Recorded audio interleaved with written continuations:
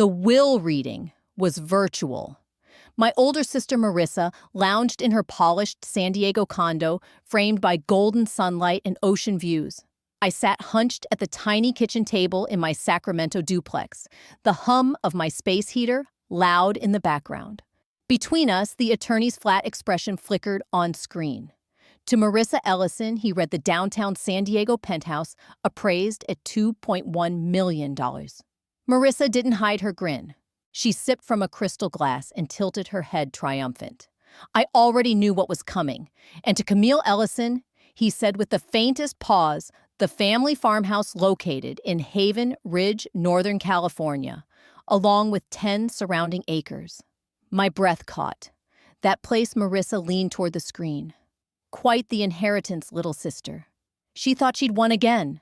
She always did. Childhood had been one long competition I never signed up for. While she got piano lessons and private school, I got hand-me-downs and silence. And now, this the crumbling house no one had spoken of since I was 8. What none of us realized was that my father hadn't just left me a decaying property, he'd left me the truth, hidden under floorboards behind walls and yellowed files sealed decades ago. Secrets worth uncovering, secrets that explained why I never felt like I belonged, why Dad never looked at me the same way he looked at Marissa. Secrets someone clearly wanted buried forever. But the land remembered. The house remembered. And when I stepped onto that dry, creaking porch for the first time in over 20 years, something shifted deep in my chest. Something old. Something mine. Before I tell you what I found behind the cellar door, let me know where you're watching from. And if these family tales draw you in, don't forget to subscribe. You'll want to stay close. The lawyer's voice cut back and hesitant now. This concludes the reading. Do either of you have questions? No? Marissa said coolly. Thank you for your time. Then she glanced back at me through the screen, a flash of amusement in her eyes. Good luck, Camille. Enjoy the charm. I didn't answer. Because unlike her, I knew this wasn't the end. It was only the beginning. The sarcasm wasn't subtle. A penthouse in San Diego versus a rotting farmhouse in the Redwoods. It was clear who'd won. Again. After the call ended, I sat frozen at the kitchen table, the cursor still blinking on the now blackened screen.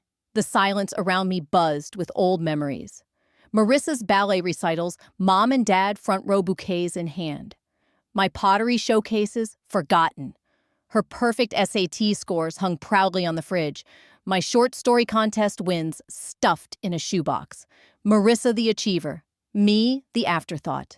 I was still sitting there when Jonah walked in, keys jingling in one hand, briefcase in the other. His cologne hit first spicy, commanding as always. He shrugged off his blazer and loosened his tie. So he asked, heading toward the fridge. What did your father leave you? A rundown farmhouse in Haven Ridge? I replied softly. Jonah paused mid-step, then burst out laughing. You're kidding. That old shack. He grabbed a beer, popped the cap with ease. Let me guess. Marissa scored big. She got the penthouse. Of course she did. He scoffed, pulling the fridge shut harder than necessary. What's the place worth? Can we offload it fast? I don't know, I admitted. I haven't seen it since I was 8. It was falling apart even back then. His expression tightened. Unbelievable. He left you a termite buffet while Marissa walks away with luxury. It's like they want you to stay stuck. I looked down the sting sharp. He wasn't wrong. It was like that. You've always settled. Camille, Jonah continued, voice rising. Always just accepted whatever life hands you. You never push back. What was I supposed to do? I snapped. Interrupt the will reading, argue with a lawyer on Zoom. He gestured around the apartment, beer in hand. You're 35, a part-time bookstore job, and a leaky duplex. Is this really it for you?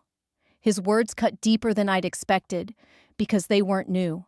They mirrored the thoughts that had haunted me for years. Maybe I'll fix it up, I said suddenly. Make something of it. Jonah nearly choked on his drink. You can barely screw in a light bulb. He took a swig, then looked me dead in the eye. You know what? Go. Figure it out. Prove you can do anything without help. I stared at him, the words anchoring like iron. Fine, I whispered. I will.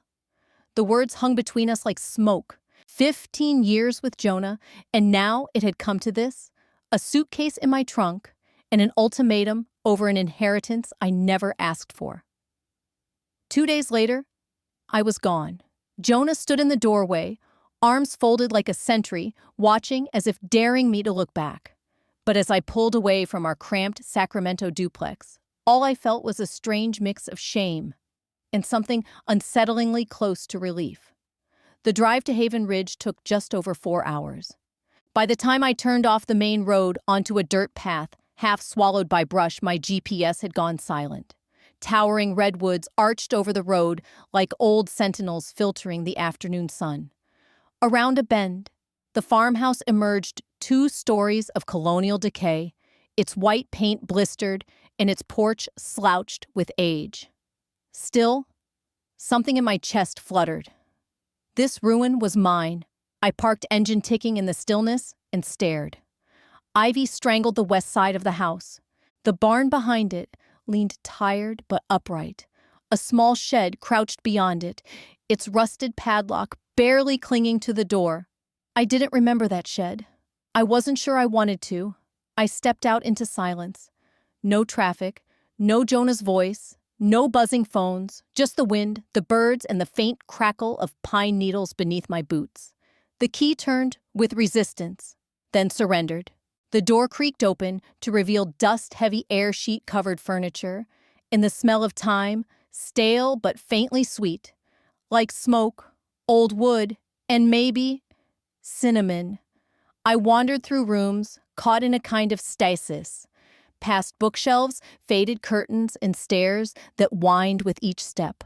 One bedroom had carousel horses dancing across wallpaper. Something about it tugged at a thread of memory I couldn't place. That night, I slept on an air mattress in the front room, flashlight by my side. Outside fireflies blinked in the thick dusk. By morning, I drove into the heart of Haven Ridge, just a single main street lined with a diner market and a modest hardware store.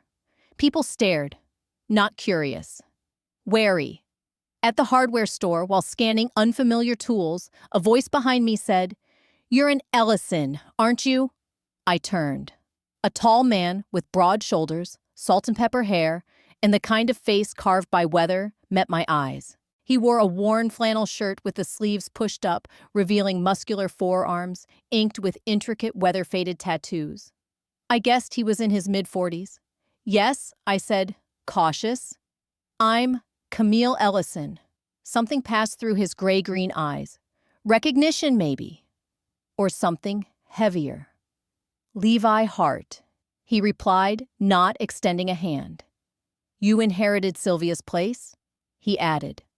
"My father's farmhouse," I said quietly. His jaw flexed. "That place needs more than a fresh coat of paint. Roof's probably sagging. I'd bet on water damage. Foundation might be cracked." "Are you a contractor?" I asked. He paused. "I do some work around here." He reached into his back pocket and pulled out a weathered business card. "If you want an assessment, I'll take a look. No charge." I should have been grateful. But something in his delivery gave me pause, like this was more than a professional courtesy. "Why would you do that?" He looked past me toward the mountains. "Let's just say, I've got history with that house." Back at the register, as he walked out, the cashier leaned toward me, her voice low. "Watch yourself with Levi Hart. Keeps to himself." That's not without reason. Back at the farmhouse, I spent the afternoon wrestling with the breaker box until the lights sputtered on. A small win. I vacuumed up cobwebs, aired out mildewed curtains, and scrubbed layers of grime from the kitchen tile. By evening, I was in the living room, shifting the furniture to rip up an old rug. That's when I noticed it one floorboard, slightly off color, as if it had been replaced. I grabbed a screwdriver and pried it loose. Beneath it was a small leather-bound book curled at the edges and sealed with a brittle ribbon. Inside were handwritten pages dated from the late 1970s. The first page was signed only with an S. A quote was scrawled beneath, "The truth outlives its keeper." The entries were lyrical, touching on weather solitude and a recurring phrase, "The Haven Pact." Then I found one that froze me. October 3rd, 1978. They want me gone, but this land remembers. The pact protects my claim. Blood is the oldest proof. Someday, someone will hear it. Blood calls to blood. I snapped the journal shut. Darkness had crept in. Blood calls to blood. The words echoed as I tried to recall, had anyone ever mentioned someone named Sylvia? The name felt like a whisper from the past. That night, I dreamed of a woman with my cheekbones standing in the overgrown orchard, watching me from the shadows. The next morning, I called Levi. Levi pulled up an hour later in a battered green pickup, its tailgate creaking under the weight of old tools. As he stepped out, he glanced up at the roofline, arms crossed. "Place looks worse than I remembered," he muttered. "Can it be fixed?" I asked, standing beside him. His eyes met mine. "Anything can be fixed. Question is whether it's worth it." "It is to me." He studied my face for a long second, then gave a small nod. "We'll start with the roof. Can't patch anything else if rain's still getting in." I trailed behind him as he walked the perimeter of the house, jotting notes on a weather-worn pad, pointing out rot along the porch posts and warped window frames. The foundation, to my relief, was stable. "I can't afford to hire a whole crew," I admitted as we circled back to the front. "Wasn't offering one," he said. "Just me." "And you'll help you." He raised an eyebrow. "You'll learn." For a moment, the corners of his mouth softened. "I've got one job finishing this week. I'll be here Monday. Till then, clear out what you don't want to keep. And don't step on that porch again until I brace it." Over the next few days, I did just that, sorting through forgotten lives tucked into closets, trunks, and cabinets. Most of it was junk, moth-eaten linens, rusted lamps, broken dishes. But then there were the surprises: a chest of hand-stitched quilts, first edition novels, a stack of jazz records, and in the barn, beautiful old woodworking tools, still sharp to the touch. Friday night, I was stripping the wallpaper in the dining room when something fluttered loose. Letters, dozens of them pressed between plaster and paper, all addressed to Camille Ellison. Postmarks from the 1970s. One stamped 1977 and printed on crisp legal stationery. "Caught my breath, Ms. Ellison. Without the original document, we cannot act on the inheritance dispute you described. The altered deed appears legally valid. Additionally, we advise against investigating beneath the tree roots, as unauthorized digging could violate county ordinance. If the original Haven Pact is located, contact us immediately. Blackwood and Rowe, attorneys at law." The Haven Pact. Inheritance betrayal. Hidden beneath the roots. I added the letter to Sylvia's journal, which had become my nightly ritual.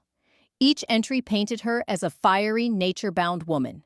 She never named him, just he, always bitterly. Sunday. My phone buzzed. "Camille," Marissa said breezily. "How's the shack?" "It's a farmhouse, Marissa." "Whatever." "Listen," Marissa said, her voice syrupy with fake concern. "That place must be a nightmare for you. I've been thinking, I'll buy it. 20 grand. I blinked, the phone pressed against my cheek.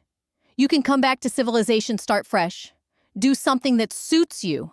My mind flashed to the journal, the letters.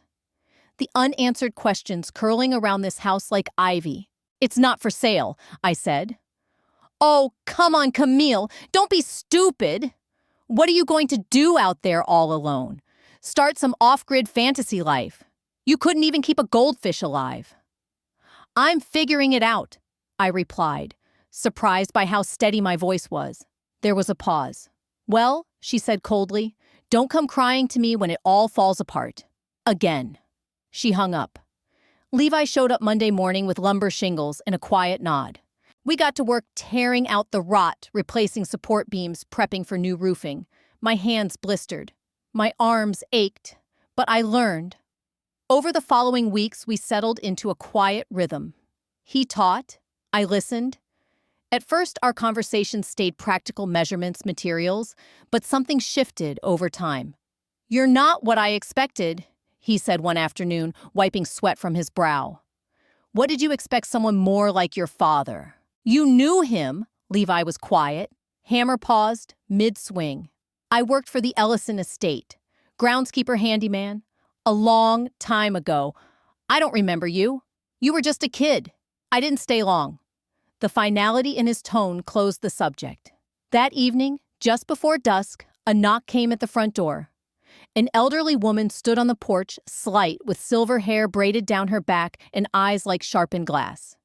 "You're Sylvia's blood." She said no introduction. "I'm Camille Ellison," I replied. "Who are you, Jilly Winters?" "Sylvia and I were girls together. I saw her in your face from the road." She peered inside. "You've been fixing things." "Yes." "Trying to." She shook her head slowly. "Not everything's meant to be put right. Some things should stay buried." "What do you mean?" "Did you know my aunt well? I was with her at the end," Jilly said, voice low. "Your father made sure she died with nothing." I froze. "What did he do?" Jilly's eyes narrowed. "Not my story to tell. But be careful, girl. The Ellison name carries weight around here, and not the good kind." And with that, she disappeared into the dusk. That night, I woke to a sound outside, sharp metal on metal. Heart pounding, I grabbed my flashlight and crept downstairs. Through the back window, I saw a figure hunched by the old shed, working furiously at the padlock. Without thinking, I threw open the door. "Hey!" I shouted into the darkness. The figure spun, startled, then bolted, disappearing into the thick trees bordering the property. Morning revealed bolt cutters, discarded in the grass, the lock on the shed twisted, but still clinging to the latch. I drove straight into Haven Ridge to file a report with the sheriff. "Probably just kids," he said, eyes sliding past mine. "Not much crime out here. Kids don't carry bolt cutters," I said. He shifted in his chair. "Look, Ms. Ellison, I'll have someone swing by now and then, but there's not a lot we can do unless something's actually taken. When I told Levi, he didn't hesitate." "What's in that shed?" "I don't know," I admitted. "I've never opened it." "Then we're opening it," he said flatly. That afternoon, with a crowbar and a cautious eye, we forced the warped padlock loose. Inside was mostly junk shovels, cracked pots, rotted bags of soil. But Levi strode straight to a warped section of floorboards in the corner. "Help me with this." Together we pried them up, revealing dark earth beneath. It took less than 15 minutes of digging to hit something solid metal. A rusted, dented safe. "How did you know?" I asked, brushing dirt from the lid. Levi didn't look at me, because I helped bury it. "Your father told me to after Sylvia passed. Said it was full of her ramblings. Said it was trash. And you just did it?" "I was 23, he said, jaw clenched. "Needed the paycheck." We hauled the safe to the porch. After hours of coaxing oil pliers and a final desperate wrench with a crowbar, the door gave way. Inside were stacks of papers, old land records, letters, black and white photographs. At the bottom sat a single cassette tape, marked in smudged handwriting, "Proof." I found an old boombox in the attic, still working after years in storage. Levi and I sat frozen on the porch steps as the tape crackled to life. "You won't get away with this, Robert." A woman's voice, firm and fiery. "It's already done, Sylvia." The cold, unmistakable voice that followed was my father's. "The Haven Pact is null and void. Your signature's on the transfer documents." "That's not my signature, and you know it," Sylvia's voice snapped through the speaker. "You forged it. This land was never meant for you." "Prove it," my father shot back coldly. "Oh, wait, you can't." Because the original agreement conveniently disappeared. "This was my inheritance, Robert. Mine by blood. Your father promised me." "My father was a sentimental fool," he said with disdain. "The Ellison estate belongs to the Ellison name, not to some distant cousin who happened to share his last breath." There was a pause. "I've spent 2 decades building a real estate legacy. You think I'd let this land sit untouched for the sake of some dusty handshake deal?" The tape clicked off, leaving the air thick. The Haven Pact had been real. A legally binding promise signed by my grandfather, ensuring that the Haven Ridge property would pass to Sylvia Ellison upon his death. But my father had forged documents to claim it himself, with plans to turn the land into luxury homes. Sylvia had fought. but she died before she could prove the truth. I turned to Levi. You knew? He nodded. Not everything, but enough. He looked down, found some of Sylvia's papers while working here. Your father caught me reading them, paid me to stay quiet, told me to help bury anything that could raise questions. You took the money? I did, he admitted. No excuse. It's my biggest regret. And what hiding out in the hills made it better. No, he said quietly, but I stayed close, waiting for someone like you. Sylvia always said someone would come who could set it right. We spread the documents out across the dining room table, land deeds, hand-drawn survey maps, letters between Sylvia and my grandfather. No original agreement, but plenty of evidence that it had once existed. And one more thing, Sylvia's will. Everything she had was left to her blood kin should they ever return home. Who was she? I whispered. Your grandfather's cousin. She grew up here. When he moved the family business to San Francisco, she stayed and cared for this land. He promised it would always be hers. But my father stole it, I murmured. Because of money, because of power. This land, it's worth millions. But Sylvia Levi said softly, refused to sell. Not for anything. She loved this place. Levi said softly, glancing around the porch as the last of the light faded. Protected, it fought for it. Sylvia was the heart of Haven Ridge. I nodded. That's why people act strange around me. They think I'm like him. Can you blame them? Levi replied. Your father tried to force half this town to sell out. People lost trust in him and in anyone with the Ellison name. That night, I made a decision. I'm going to make this right. However I can. The next morning, I scanned the documents we'd found and emailed copies to Marissa. Her reply was almost instant and venomous. This is ancient history and obviously fake. Don't be stupid, Camille. Don't waste what little money you have trying to fight the will. Pursue this, and I'll sue for defamation. Word spread fast in Haven Ridge. Some neighbors who once looked through me began waving as they passed. A man at the diner told me Sylvia gave him his first job in her garden. But others still eyed me with guarded suspicion, too haunted by my father's name. A week later, Jilly returned. She studied the papers, photos, and maps spread across my kitchen table. So you found it, she murmured. Sylvia told me he buried something. Didn't say what or where. Did you know what my father did to her parts of it? Not all. Sylvia kept some secrets even from me. She lifted a photograph Sylvia as a young woman beaming in front of the farmhouse. There's more, Jilly said. Sylvia wrote everything down. A manuscript, her story, all of it. What she couldn't prove but knew was true. Where is it we hid it together? Under the old oak by the edge of the property. The one that used to have the swing, I asked. She met my eyes. Be careful, child. Your father had powerful friends. Some of them are still around. That night, I took a flashlight and a shovel to the oak tree. The swing was gone, but the hooks still clung to the thick limb. I dug near the base away from the house. 2 feet down, metal scraped metal. A box. As I leaned down, a voice behind me made my blood turn to ice. I knew you'd lead me to it eventually. I turned. Jonah stood in the shadows. Flashlight in one hand, a gun in the other. Open it, Camille, he said coldly. Your sister sends her regards. If you're as hooked as I am by what was buried beneath the roots, make sure you subscribe, because the next part of this story uncovers more than just secrets. It exposes everything. She keeps me comfortable, Jonah said quietly, watching me with cold eyes.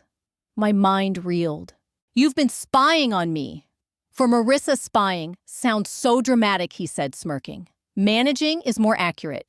Making sure you stayed small, insecure, never asking questions about your family, never digging too deep into the Ellison empire she spent decades building. 15 years of subtle undermining. 15 years of being told I wasn't enough. Open the box, Camille, now. With trembling hands, I lifted the manuscript from the rusted container.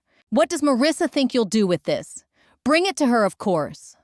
Jonah reached for it, but weeks of rebuilding this house had hardened me. My hands were no longer soft. My arms no longer weak.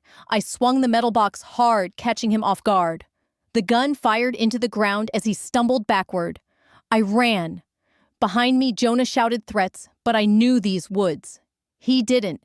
Clutching the manuscript to my chest, I vanished into the darkness, heart pounding. Ezra's cabin was a mile through the forest. Blood trickled down my leg where I'd snagged it on a broken branch. I pounded on his door. He opened it, saw my face, and pulled me inside. "He's coming," I gasped. "Jonah, he has a gun. He's working for Marissa." Ezra locked the doors and checked the windows. He sat me down, cleaned my wound, and listened. "We need to call the sheriff."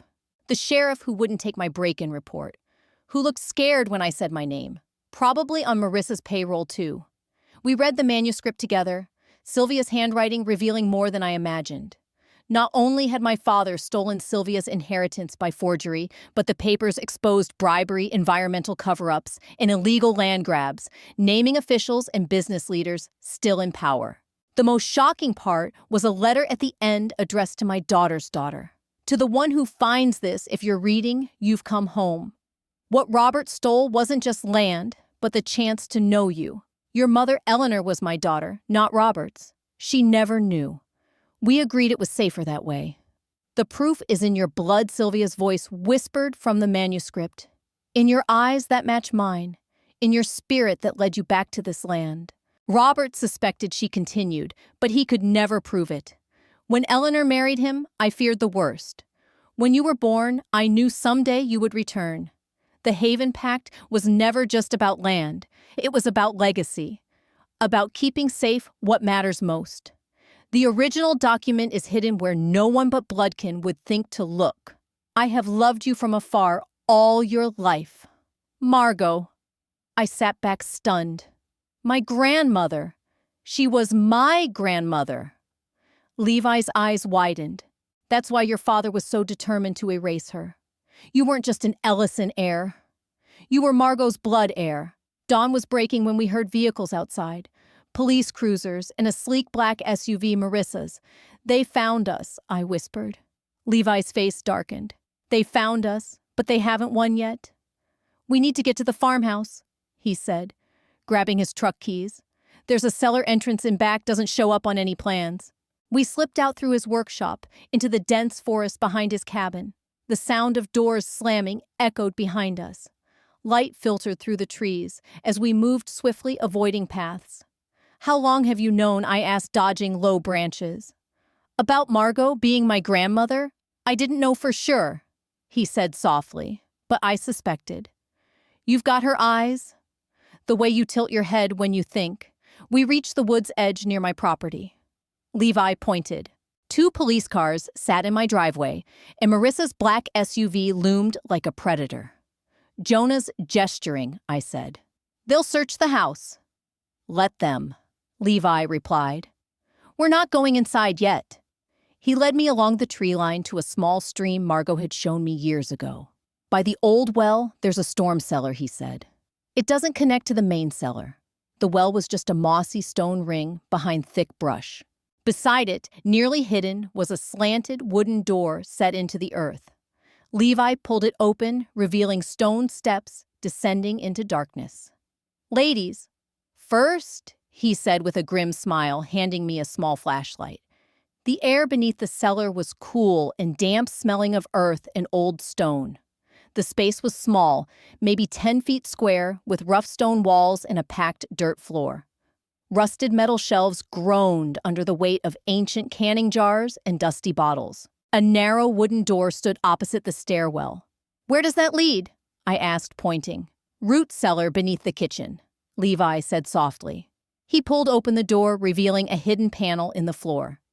We crouched in the dim light, clutching Sylvia's manuscript tightly as muffled voices and footsteps echoed overhead. My heart thumped loudly in the silence. "We need to make copies," I whispered. "Get this to someone who can't be bought." Levi nodded. "I know someone. A journalist in Burlington? She's been digging into the Ellison developments for years." He paused. "She tried to interview Sylvia once before. Before my father silenced her." The bitterness in my voice surprised me. I still can't believe Jonah. 15 years, Levi said quietly. How much was ever real? I looked at him. People like Marissa and Jonah, they see others as tools, means to an end, and you. He held my gaze steady. I see Sylvia's granddaughter finally home. Suddenly, a loud crash above made us both freeze. Heavy footsteps pounded across the kitchen floor. Where is she? Jonah's voice sharp with fury. Mr. Evans. Please, an unfamiliar voice cut in. One of the officers, I guessed. If your wife is trespassing, she isn't. This is her property. Marissa's voice rose sharp and commanding. And she has stolen valuable family documents. They must be recovered immediately. The documents proving my father forged Sylvia's signature. I whispered inside. The ones revealing bribery and theft. Levi squeezed my arm, signaling silence. We listened as drawers opened, furniture, shifted wallpaper torn. Then the voices faded. They're checking the barn, Levi whispered. Now's our chance. We slipped through the hidden panel into the root cellar, then climbed up into the kitchen pantry. The house was ransacked, drawers emptied on the floor, overturned chairs, torn wallpaper. They're searching for the Haven Pact, I said. Margot said only Bloodkin would know where to find it. Levi looked at me expectantly. I closed my eyes, remembering Sylvia's journal, the carousel horses on the bedroom wallpaper, her writings about the land, the garden, the changing seasons. The house. I said suddenly, she wrote about planting things to mark the seasons. What if she meant it literally? Outside voices drifted from the barn. We had only minutes. What exactly are we looking for? Levi asked as we slipped out the back door into the overgrown garden. I'm not sure, I admitted. Something planted. Something meant to last.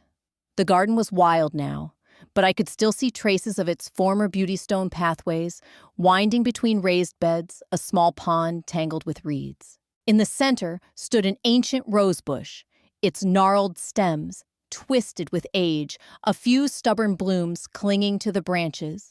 The roses, I breathed.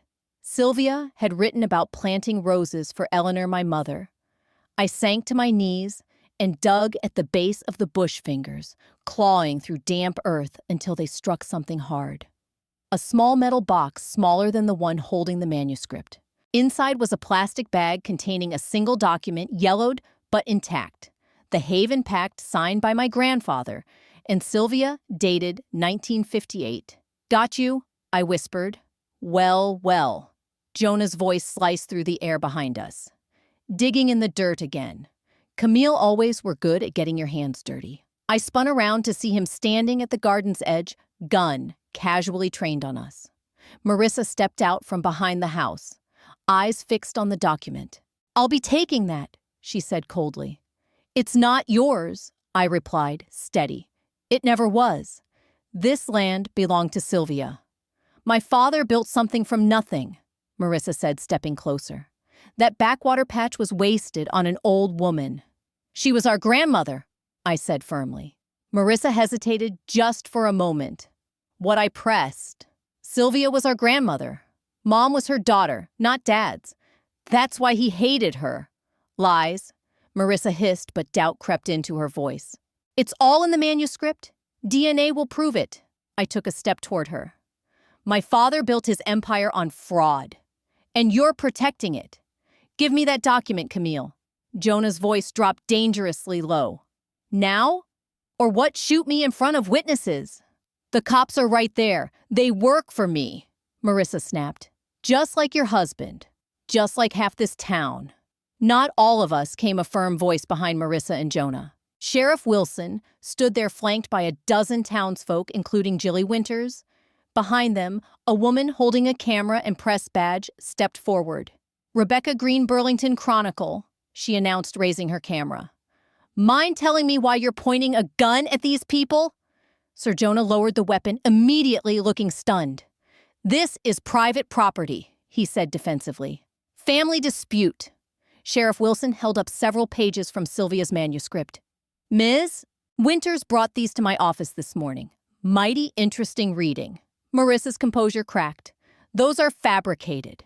Obviously. Maybe, the sheriff replied, but they name names amounts enough for a proper investigation. Turning to me, he asked, Miss Ellison, is that the original Haven Pact? I nodded, holding the document high. I'll need that as evidence.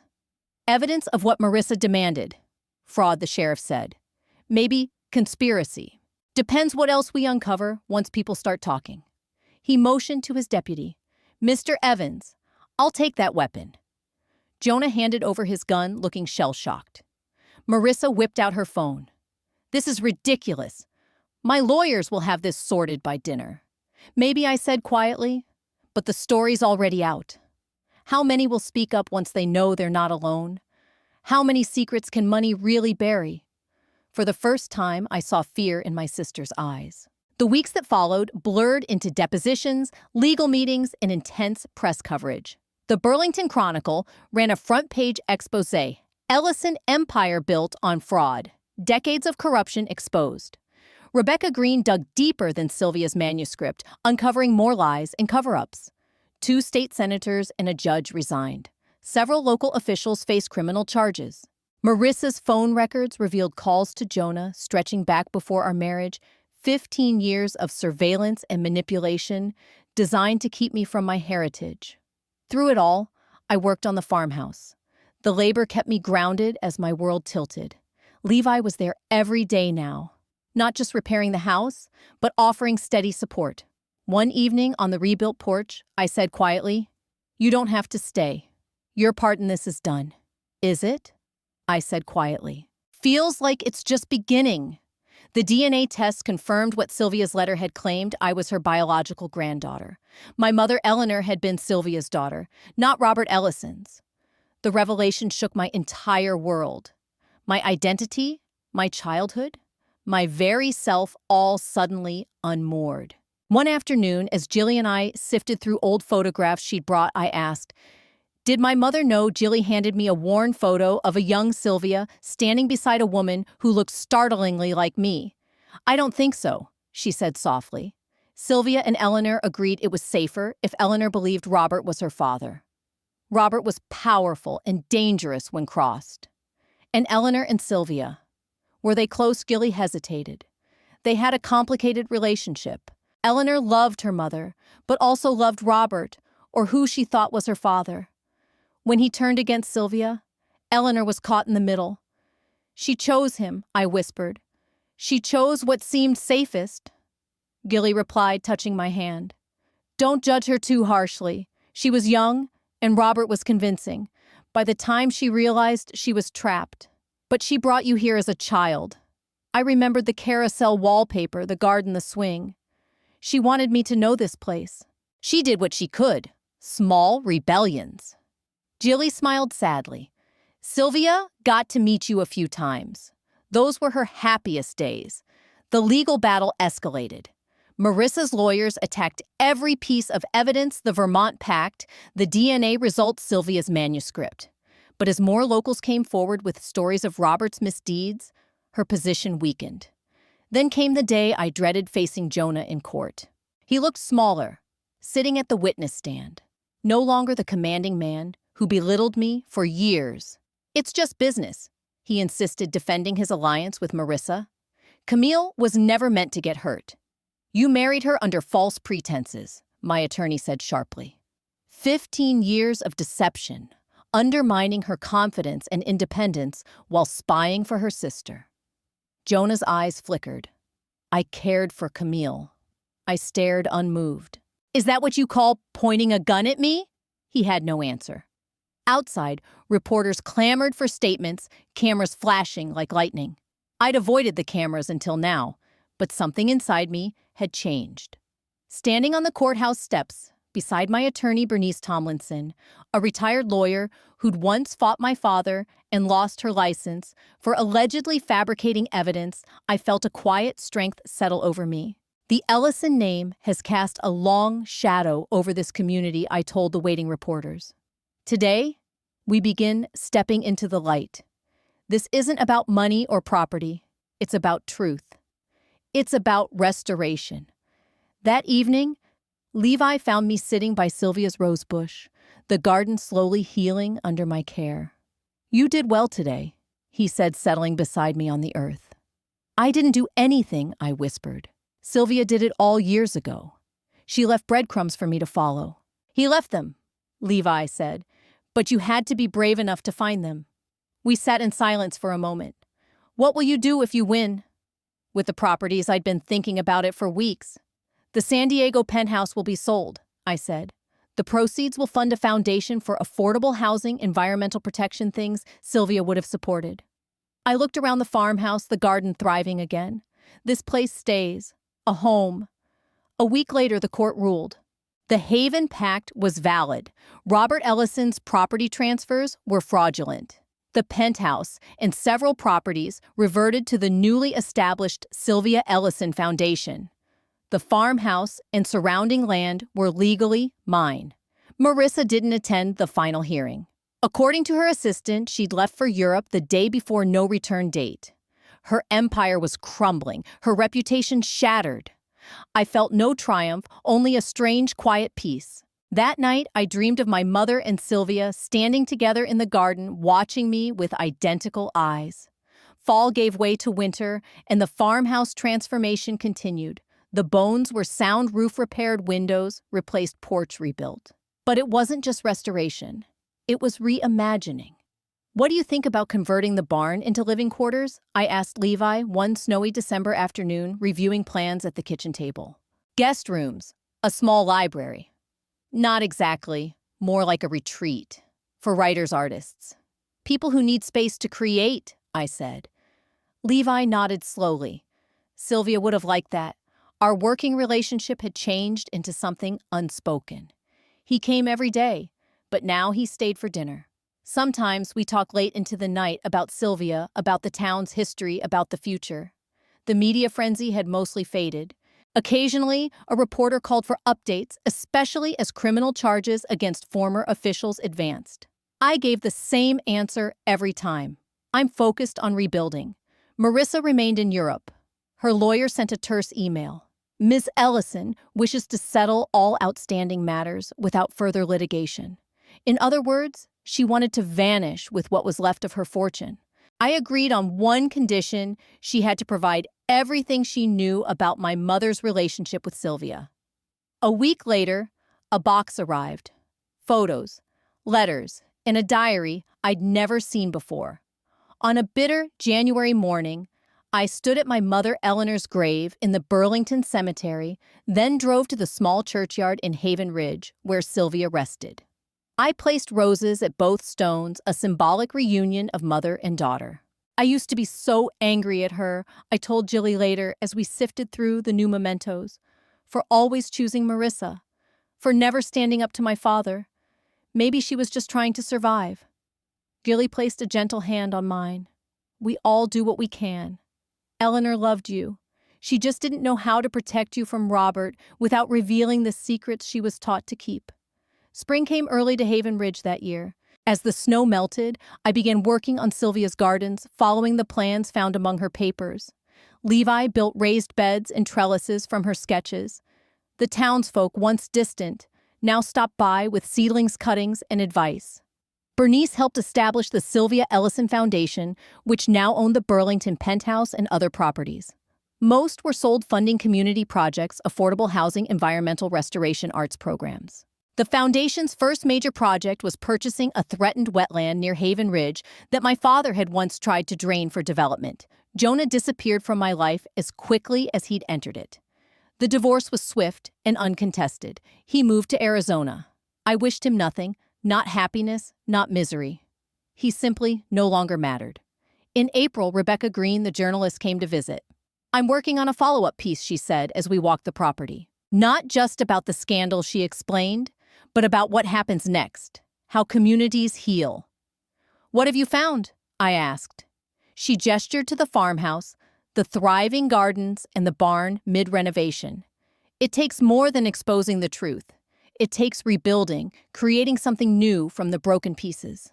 That evening, I found Levi sitting on the porch, eyes fixed on the fading sun. I settled beside him, our shoulders brushing. "Rebecca asked if you were part of the story," I said quietly.